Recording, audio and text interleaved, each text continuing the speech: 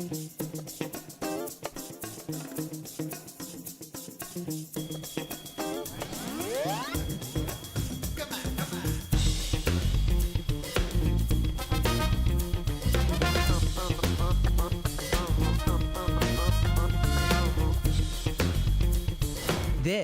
is Daily Blast Live. We're talking about what you're talking about.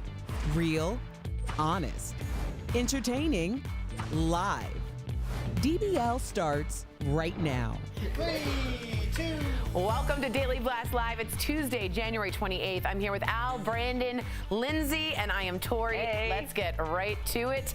Today is the final day for the president's defense team Back to impeachment, yeah. Okay, let me finish. To lay out its arguments against being removed from office, and a new bombshell from an upcoming book by John Bolton. He's the former national security advisor, confirming that Trump wanted to freeze Ukrainian aid until he got help with investigations into Democrats. Well, it's leading some Republicans to reconsider calling witnesses. Of course, we will be following all the developments live. I'm a super nerd. I have it on my phone. Don't you worry. We'll let you know if anything major happens. But I do believe witnesses might happen. We'll get that in the breaks. Right now, though, we want to talk about the latest information on the helicopter crash that killed Kobe Bryant, his daughter Gianna, and 7 others. So a new photo from the scene shows the helicopter exploding into a ball of flame after hitting the hillside. And flight tracker information is showing the path of the doomed craft. So it circled over Glendale for some time before heading north. Now, the pilot did have special clearance to fly in heavy fog, but some other helicopter pilots are saying that Kobe's pilot must not have known there were mountains coming up because he was actually descending. Even more confusing was that the helicopter was traveling at a speed of 161 knots. If you don't know what that is, neither did I. It's 185 miles per hour, which is incredibly fast if you're unsure of the terrain. Helicopters can go much more slowly, even hovering. The NTSB gave an update with the latest on the crash. Let's take a listen. It was a pretty devastating accident scene. A piece of the tail is down the hill on the left side of the hill. The fuselage is over on the other side of that hill, and then the main rotor is about 100 yards beyond that. It looks about, the debris field is about 500 to 600 feet. So do we think this is a pilot's error? Is this weather? Does it matter? I don't think it matters at this point right now. Right now, we're in that second phase of our grieving, trying to find out what exactly happened. But these are things we just can't wrap our head around right now in terms of, like, why are you going 185 miles per hour? Why did he get that clearance? He does have over 8,000 flight hours logged in, and he is someone who is called on. I mean, I'm talking. What's the Jenner? The one Jenner. He's flown her from place to place from time to time. He's trained also in just instrumentation without having to see. So he's well known to have trained to fly in fog. But do we need to do this? Is this Monday back armchairing? I think Brandon had a point. Everybody wants to know why. You know, It's even harder to wrap your head around when it's somebody of the magnitude that Kobe Bryant was. But I think that just like Kobe's family is grieving and the world is grieving for them, there are other families on board and that pilot's family. So if it really wasn't anything intentional, then we should give the information that's needed to the families, but maybe also just let them rest in peace. Yeah. Also let them rest in peace, but also figure out what happened, because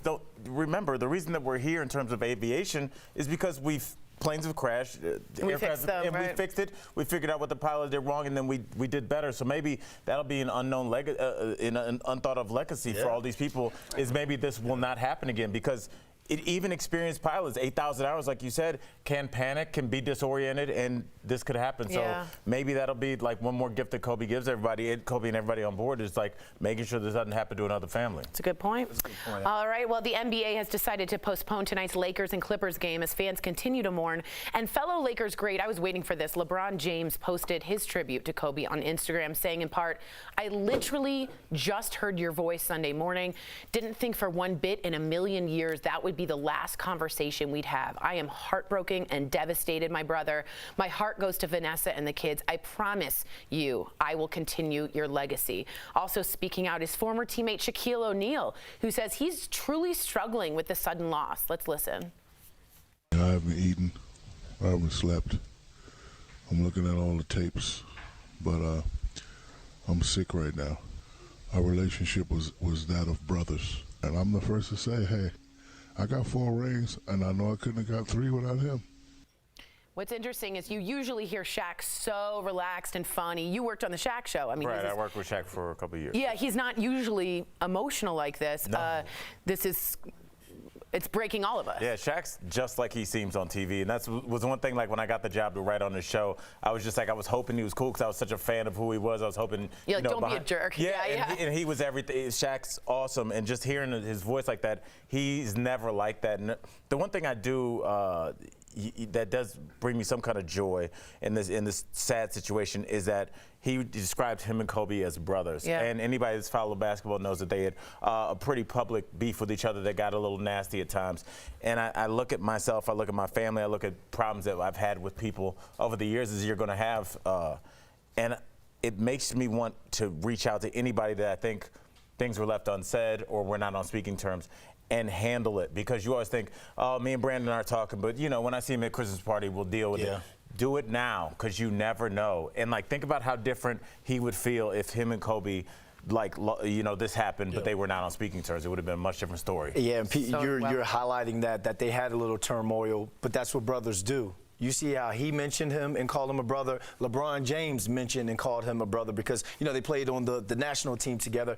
When you're in that locker room, Al, when you're in that locker room, Lindsay, Tori, that's your family.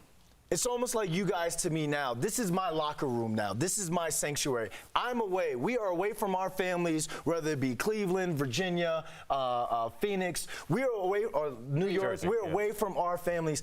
This is our family. Yeah. So when you have something like this go down to one of your brothers, who you actually could be closer with than one of your blood relatives. More time with them, yes. You're Shaq, he's hurting inside.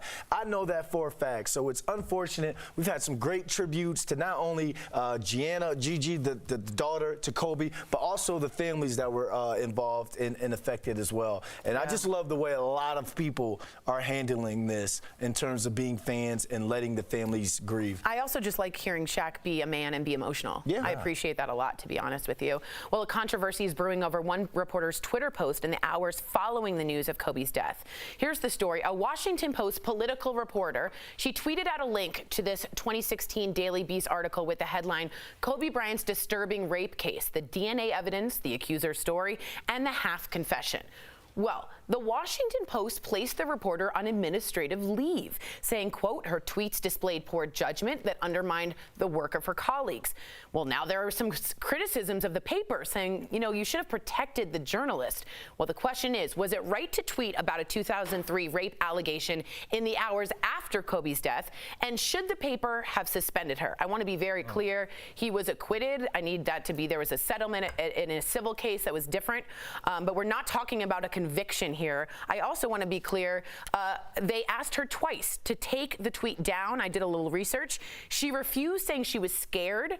And by the third time, they finally said, you got to take it down. So I feel really strongly about this because before this job, which is a talk show, panel show where we explain conversations with opinion, I was a journalist for 10 years. So I think that responsibility and the volume of that title is way different than what a lot of other people do in their respective titles. And I know that this woman, Felicia, from researching, has gone through her own sexual trauma. So she shared that with the Washington Post and made it very clear to everybody that this was her story she was sharing. So I understand the perspective and lens she's coming from by tweeting out that article and saying, remember, this happened in Kobe Bryant's life. I know that her point was that I need to share the totality of Kobe's story and say that he's just a man with flaws. But she didn't do that. She tweeted out the link with no context. And to me, that is not the journalistic integrity that you're taught to do. Mind you, she is a political reporter for the Washington Post. So she's not even the sports reporter or anyone who does the daily news. So she stepped outside of her zone for reporting and also did this, and then she tried to basically condemn his legacy in a way. If she wanted to write that story, there are people out there who have beautifully written Kobe Bryant's story and said he is a complicated man with a complicated legacy. There's even one journalist named Gillian Sheldon who extensively reported on Kobe Bryant's case in 2003, and she talked about how she was in Colorado for 6 weeks following that case and said, how can we use someone's worst day on this earth as a referendum of their character in totality? You cannot do that. And so, you know, the essence of a human being is having flaws, and if we don't allow that space, I mean, TMZ is disgusting that they were the reason that Vanessa Bryant found out her husband died. The LAPD said that. TMZ is the one that broke the news. So we're in a space where media where you can attack a Blue Ivy that's a 7-year-old child, and a journalist who has that title of objectivity is saying you're an ugly little girl. I just think we need to step back, pull back the curtain, and see what we did in this Kobe situation, specifically media journalists, and just do better. Wow. Very well said. I want everyone to write in if you agree with Lindsay. It's a very tricky thing. I want to just correct something. The prosecutor dropped the case, not an acquittal. There was a civil case, separately a settlement. But Lindsay, thank you for saying that. I think there's a lot of anger in there, and I think we want to hear from the DBL Nation. Do they agree? So thank you for that. DBL is live and coming up 2 months down, 1 month to go. For 2 DBL viewers who have taken control of their health, are they meeting their goals? That's later in our Commit to Be Fit update. And you, the viewer, are our 5th host. People love expressing themselves on their license plates. But what if you could do that with emojis? Do you heart this idea? We're sharing your comments next.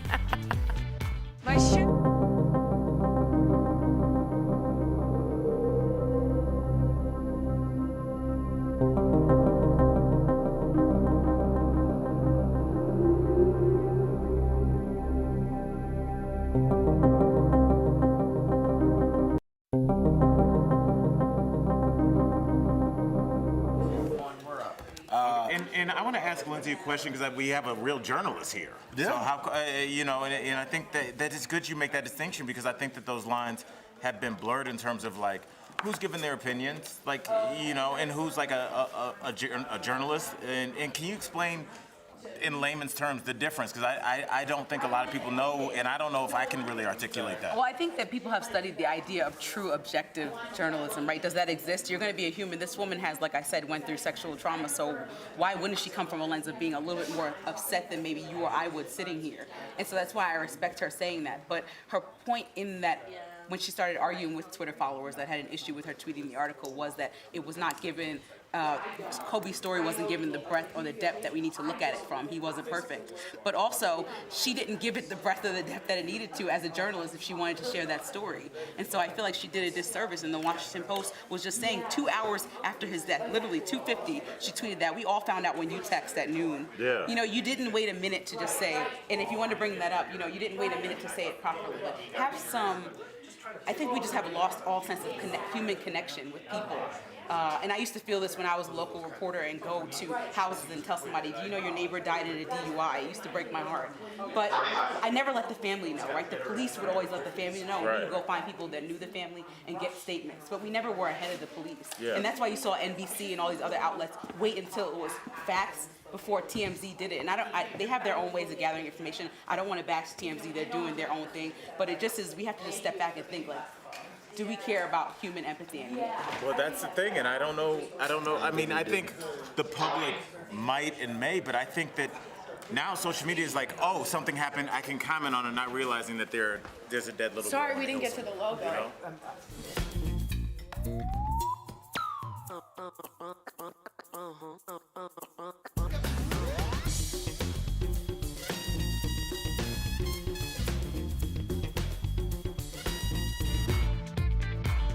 Welcome back to DBL. It's time for 5th host. I like my outfit. I do too. Is it prairie And your chic? ponytail. It's very prairie chic. Yeah. Okay. Like Little House? Yeah. It's time for 5th host, and personalized license plates can be clever or cringeworthy, and now it's a new topic of debate in Vermont. A state lawmaker wants to allow emojis on license plates, but some argue that these fun fonts are not easy to read and may even promote texting and driving. So DBL Nation, do you heart emojis on the license plates? Let's get to your comments. Okay, Ann from Facebook says, can you just hear a cop calling in a plate? That's number TY9N6 smiley face. They must think this is ridiculous. Come on, Vermont, work on something meaningful like lowering taxes, education, or roads. It has to be close to a pothole season. Listen, I really like emojis. I talk with emojis all the time. I sent a group text to everyone at this table with a exclamation heart, exclamation, just to say that I felt very strongly about this nice Google ad that they recently released. So I'm going to say if I could have emojis on my license, I would go for it. Go Vermont, I'm with you. We've been doing a lot of Vermont stories lately. Yeah, they're really changing some stuff up with these emojis. All right, Marcos from YouTube says, this is a clever way for the state to cash in on new drivers. Hey, you cash in, you can fix those potholes, remember? But I think this is stupid because we remember, Tori, you said you want to go back to cursive writing. You want to go back to people saying, I love you instead of I-L-Y, you know, that T-T-Y-L. Yeah. Let's get back to, well, that has nothing to do with license plates, does it? No. Absolutely not. He wants to get back to the foundation of writing. Real letters, okay. I saw Brandon's car just going off the road a little bit. It's like when the tire just starts to make a noise because it's not on the road anymore. So, Oh, man. all right, Oh, man. Michelle from That went downhill. Facebook says, no, this is the dumbest thing I've ever heard. What are we, 5?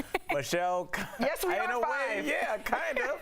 Can we have a little fun as adults, Michelle? I don't know. I think as long as it's like in good fun, it's okay. And honestly, in terms of like what another viewer said about the police being able to find you, I think that's an easier car to spot. One that's got a bunch of emojis. Yeah. If you're looking for 3 broccolis on the back of a car, you're going to find it way I was going to say that. I was going to be like, no one uses that emoji. I use the flan. Yes, they do. Yes, they I do. use the Yes, flan they do. emoji a lot. Why does everyone use Tell me what they use it for in the break. Oh, there's something. Okay, moving on. You use the flan emoji? Yeah, because no one else uses it. Wait, the flan? The flan. Yeah, it's so When do good. you use the flan? I use the chart, remember? Yeah, that's weird. I use the love chart it. too, actually. Curtis from Facebook says, all the millennials will heart this. Us normal Vermontsters would rather have the U.S. flag or a deer or something like that. Well, they're all just pictorials, right? They're hieroglyphics. We're going back, which is interesting. I actually think it's easier to spot if you needed to comment and be like, I saw a guy with the eggplant emoji. I know where he is. Okay. Coming up on What DBL. emoji? Let's go. Okay, we're checking in on 2 viewers We who know are where he's going. on the fitness journey of a lifetime. They're doing another dreaded weigh-in next in our Commit to Be Fit challenge.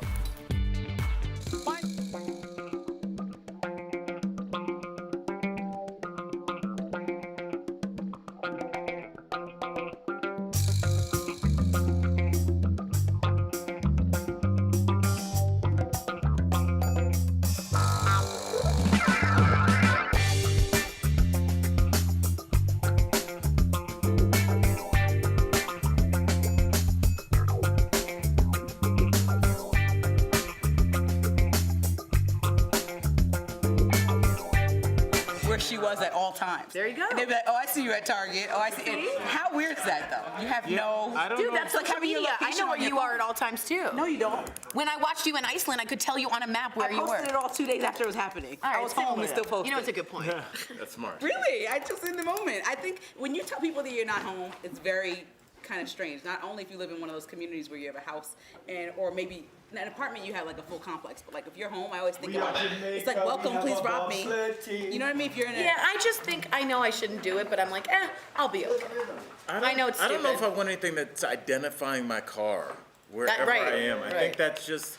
You're the flan guy. I kind of just like a little bit of not anonymity, but just like. What about people who get like a really funky color car? Everyone knows they're there. Well, and I think that's on purpose. I think that's about it. And so I think when people do get like the lime green That's what I Dodge meant, lime Challenger, green, exactly, they yeah. kind of want to be known. But I My think mom a has lot a vanity plate that's like Red Hot Mama. Yeah. Yeah. Your mom? Yeah, and I'm like, I don't know. I love that. I know, it's cute. Yeah. And then she gets out with her little cane. Did you ever get a vanity plate? Yeah, nah, I don't know. What's your No. favorite emoji? The flan. Hot pocket. Save on dental plans with Health Markets. Call 800-674-3337. 800-674-3337. Call Health Markets now.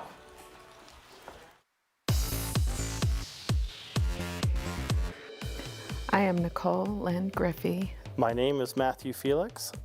I'm here because I need to lose weight and I need to be healthy. My son is 5. His name's Evan, and I want to not only be there for when he's older, but be an active part of it. Welcome back to DBL. It's been 2 months since Matthew and Nicole joined the DBL Commit to Be Fit journey, and with just 1 month left, we're checking in as they step back on the scale. And we've also got an update to Nicole's story. If you remember, earlier this month, she totaled her car, but was she able to get back to working out? Let's take a look. 2 months in, and a lot of the changes are finally at the point of sticking where they are no longer thought. It is now instinct. Today I'm going to get Evan in the kitchen. He loves his cutting, he loves to measure, he loves to dump stuff in. We're trying overnight oats. I think he's going to love it. So I haven't seen Nicole in about a month. She told me that she feels like she's still making some progress, which is good. Still doesn't have a car for transportation, so we were really grateful because DBL was gracious enough to get her some passes and everything. Miss Nicole, how are you doing? Great, how are you? I'm doing all right. It's good to see you again. But I am very excited to get back in, start working with her a little bit more intimately and talking to her and guiding her a little bit better through this process. Just checking in. Their home workout done, as you can see. Kind of anxious for the weigh-in this week. So, got several dumbbell sets there. Under here. Tension ropes. I hope it's not cheating that I shaved my head. I don't know how much my hair weighed, but I'm sure it doesn't make too big a difference. All right, Miss Nicole. Hi. 2 months in. Yeah. Time for our second weigh-in. When Yeah. you started this, you weighed 263. Right. Last month, we were down 7 pounds. Yes. It's been a tough month, but that's okay. Let's see where we're at now.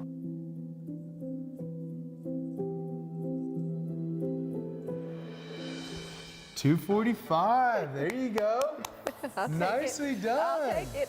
Heck yeah, that's progress. I'm so happy. How do you feel? I'm happy. For the next part, we have a little surprise for you. Oh, okay. Yes. Come on with me. Okay. We're gonna talk over here real quick. So, as you know, and as we've kind of discussed throughout this process, being healthy is not just about the physical, but it's also a lot about the mental. And we want to give you every tool that you can or that you need in order to succeed, not just now, but later on down the road. Okay. That's why we are deciding to fly out Dr. Drew to come speak with you. What? I'm very nervous to meet Dr. Drew. I mean, he's on TV all the time and he has a lot of experience, so I believe that he could help me. All right, Matt. 2 months in, you knocked it out of the park your first month. You lost 15 pounds. You started at 318. We got you down to 303. How are you feeling about this month? Always nervous anytime there's numbers involved, but confident. All right, well, without further ado, let's see where you're at. Let's hop on the scale.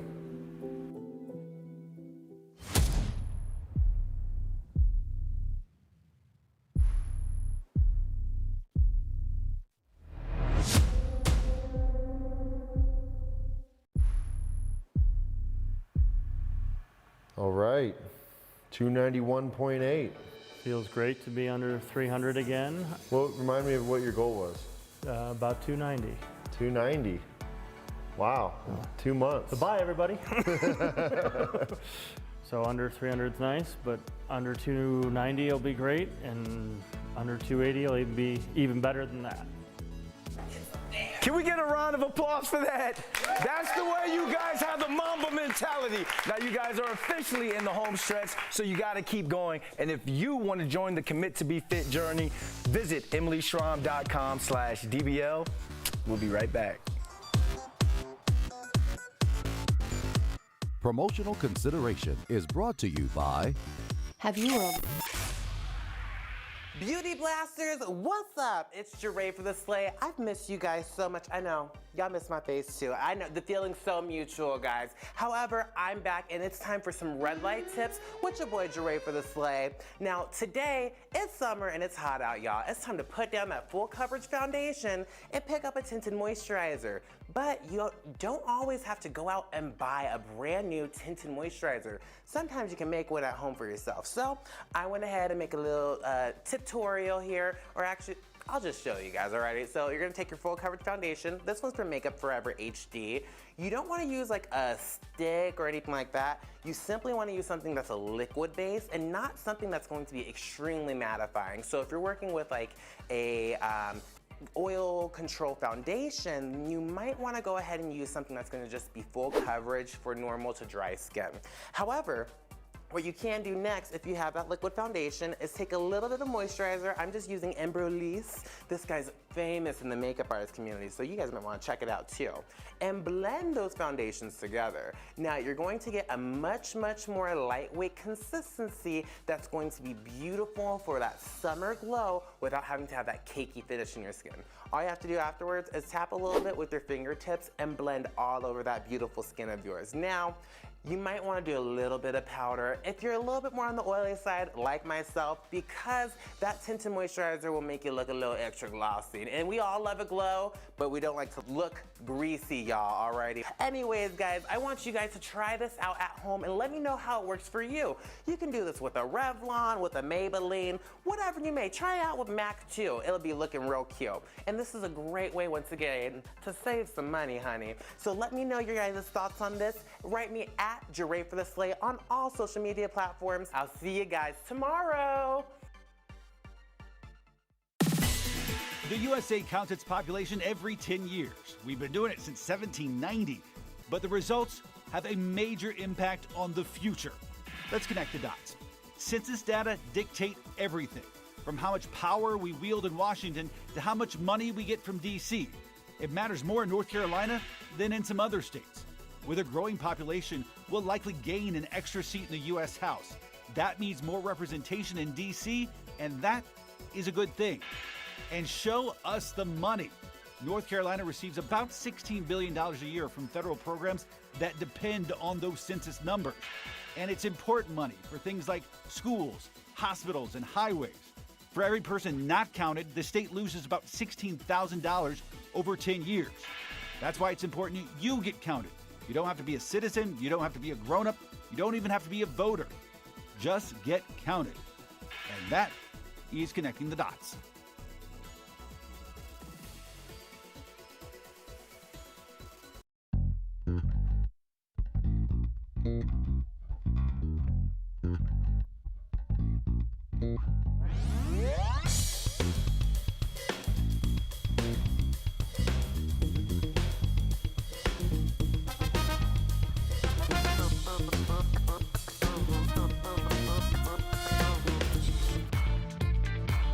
Welcome back to DBL. You shouldn't feel guilty about taking time off work because a new study reveals planning a vacation is actually good for your health. Yes. I wish we had that music from Sandals.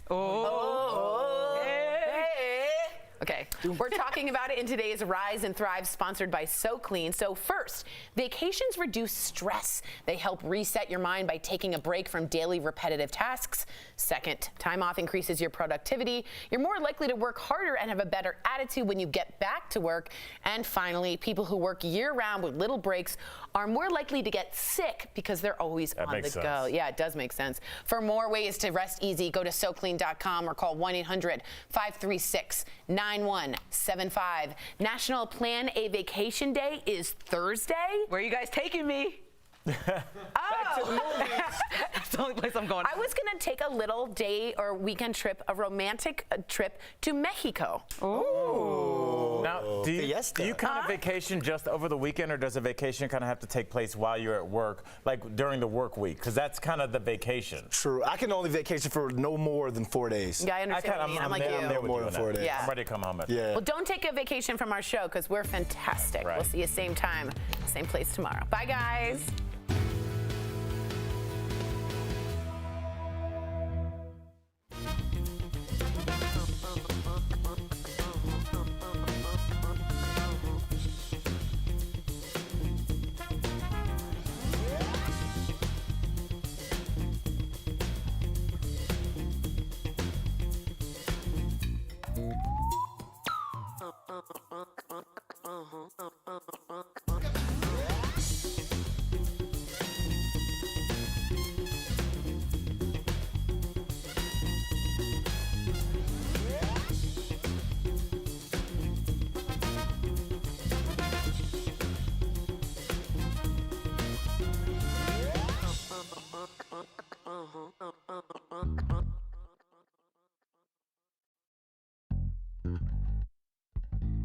you.